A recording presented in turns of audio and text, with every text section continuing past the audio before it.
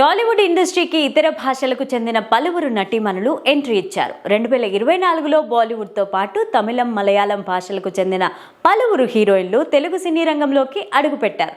అందులో కొందరు విజయం అందుకొని అలరించగా మరికొందరు నిరాశపరిచారు. ఈ ఏడాది టాలీవుడ్లో అడుగుపెట్టిన హీరోయిన్లలో అందరికంటే ముందుగా చెప్పుకోవాల్సిన నటి జాన్వీ కపూర్. ఎన్టీఆర్ దేవరా సినిమాతో ఇండస్ట్రీలోకి అడుగుపెట్టిన జాన్వీ తన గ్లామర్ తో ప్రేక్షకులను తమ వైపు తిప్పుకున్నారు. మొదటి సినిమాతోనే బ్లాక్ బస్టర్ హిట్ ని అందుకున్నారు. బాలీవుడ్ స్టార్ హీరోయిన్ గా కొనసాగుతున్న దీపికా పదుకొనే ఈ ఏడాది తెలుగులో తొలి అడుగు వేసింది. డైరెక్టర్ నాగ్ అశ్విన్, ప్రభాస్ కాంబోలో వచ్చిన కల్కి 2898 AD సినిమాలో తెలుగు చిత్ర పరిశ్రమలో కాలు పెట్టిన దీపిక సుమతి పాత్రలో కనిపించి ఆకట్టుకుంది. జాన్వీ కపూర్, దీపికా పదుకొనే తరువాత ఈ ఏడాది టాలీవుడ్ లోకి ఎంట్రీ ఇచ్చిన హీరోయిన్లలో చెప్పుకోవాల్సిన పేరు భాగ్యశ్రీ బోర్సే. రవితేజ సరసన మిస్టర్ బచ్చన్ సినిమాతో తెలుగు తెరకు పరిచయమైంది. ఈ సినిమా డిజాస్టర్ గా మిగిలినప్పటికీ భాగ్యశ్రీకి తెలుగులో అవకాశాలు బాగానే వచ్చాయి. ఇప్పటికే ఆమె దుల్కర్, రామ్ పోతినేని లాంటి క్రేజీ హీరోలతో సినిమాలు చేస్తున్నారు. యంగ్ హీరో నిఖిల్ సరసన అప్పుడు ఇప్పుడు ఎప్పుడో సినిమాతో తెలుగు తెరకు పరిచయమైంది కన్నడ హీరోయిన్ రుక్మిణి వసంత్.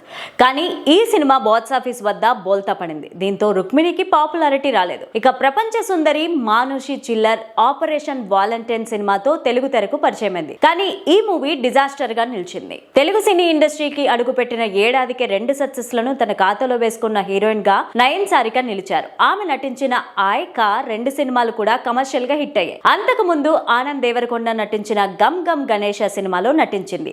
ఇక వీళ్లతో పాటు కృష్ణమ్మ మూవీలో అధిరా రాజ్, కా మూవీతో తన్వీరామ్, ప్రతినిధి 2 మూవీతో సిరి లేల్లా వంటి హీరోయిన్లు టాలీవుడ్ లోకి ఎంట్రీ ఇచ్చారు.